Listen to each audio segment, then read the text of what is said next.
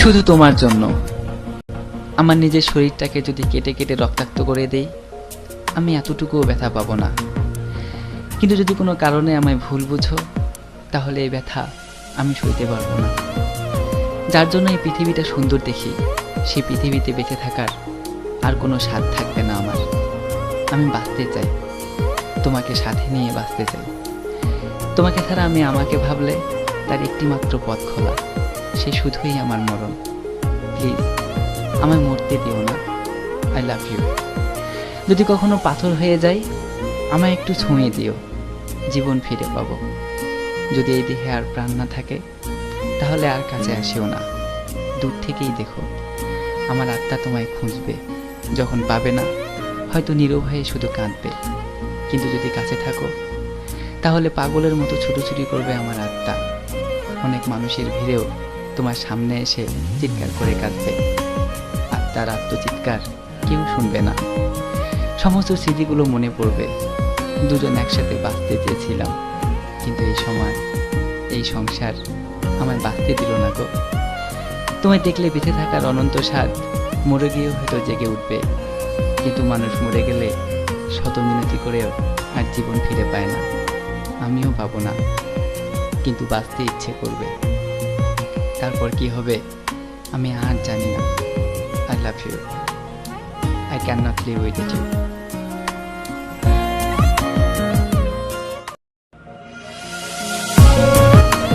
আর কোনো চাওয়ার নেই, কোনো স্বপ্নও নেই। তোমাকে ভালোবেসেছিলাম, কোনো পাপ করিনি। কখনো চাইনি এতটুকু অপবিত্রতা আমার ভালোবাসায় দাগ কাটুক। আমার সমস্ত আস্থার বিশ্বাস থেকে তা রক্ষা করেছি, যার ফলাফল তুমি হারিয়ে গেলে। ভেবেছিলাম স্বপ্ন আছে বলেই মানুষ বেঁচে আছে, স্বপ্ন আছে বলেই মানুষ তার লক্ষ্যে পৌঁছায়। আজ যা বুঝলাম তার সবটাই উল্টো। স্বপ্ন কখনো সত্যি হয় না। তোমাকে কোনো দোষ দেব না, ভুল যা ছিল সবই আমার। আমি জানি তুমি কি ছিলে, কেমন ছিলে।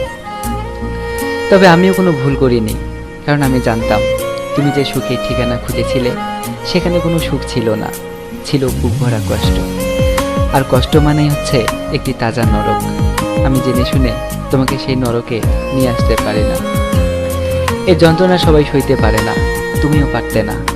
আমি পারি, আমাকে পারতেই হবে, কারণ কষ্ট নামের এই নরকেই আমার বেঁচে থাকা। কষ্ট সে যত বড় নরকই হোক না কেন, এর পরিধি, এর গতিবিধি এবং আচরণ আমি সব বুঝতে পারি। আমি জানি তুমি এটাই বলবে, আমি ধোঁকাবাজ, বেঈমান। কষ্ট হলেও সয়ে নেব, কারণ এটা আমার প্রাপ্য।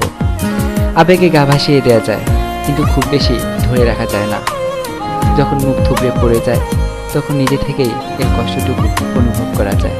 আর এটাই হচ্ছে সেই নিষ্ঠুর বাস্তবতা।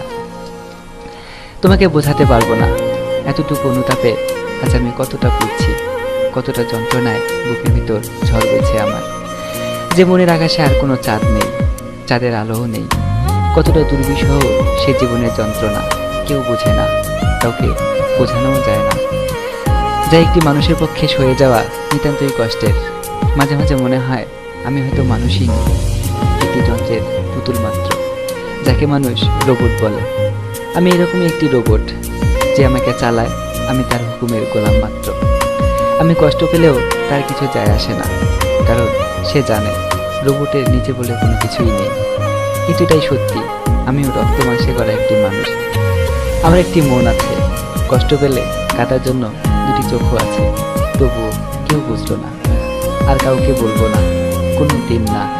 আমার কষ্টের একটি কথা, যদি কখনো এই কথাগুলো জানতে পারো, তাহলে হয়তো আরো বেশি ঘৃণা করবে আমায়। তবু যদি পারো, প্লিজ আমায় ঘৃণা করো না। এই ঘৃণার মানুষটিকে ক্ষমা করো। ভুলে যাবে জানি, এই কথাগুলো শুনে যদি মনে পড়ে যায়, তাহলে মন থেকেই মুছে ফেলো।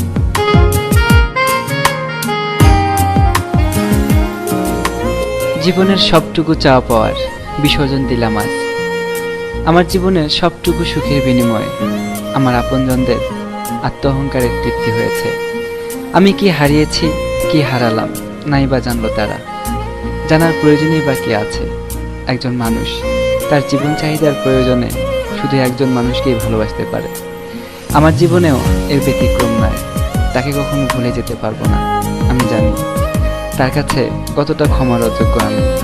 একজন মানুষের শরীর থেকে খুব ছোট্ট হলেও যদি একটি অঙ্গের হানি হয়, শুধু সেই বুঝতে পারে এর নিষ্ঠুর পরিণতি। আমার জন্ম অস্বাভাবিক, চালচিত্র অস্বাভাবিক, কর্ম স্বাভাবিক নয়।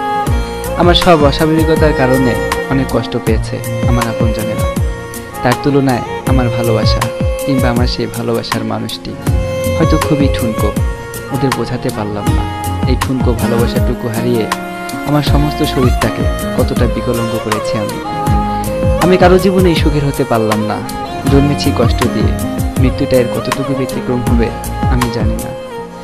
সুখ আমার জন্য নয়, আমি সুখের জন্য নই। তাই চেষ্টা করছি যতটা সম্ভব নিজের কাছ থেকে নিজেকেই লুকিয়ে রাখতে। একটি ভাঙ্গা আয়নায় কেউ কখনো তার মুখ দেখে না, কারণ ভাঙ্গা আয়নায় নিজের প্রতিচ্ছবিও টুকরো টুকরো দেখায়। এটা কেউ ব্যবহার করে না, ফেলে দেয় কোনো আবর্জনার স্তূপে। আমি তেমনি একটা ভাঙ্গা আয়না, পড়ে আছি এক গাদা আবর্জনার মাঝে। এখানে সেই সব জিনিস পড়ে থাকে যার কোনো প্রয়োজন নেই। আমিও সেরকম একটি অপ্রয়োজনীয় জিনিস, যার নাম কষ্ট, শুধুই কষ্ট।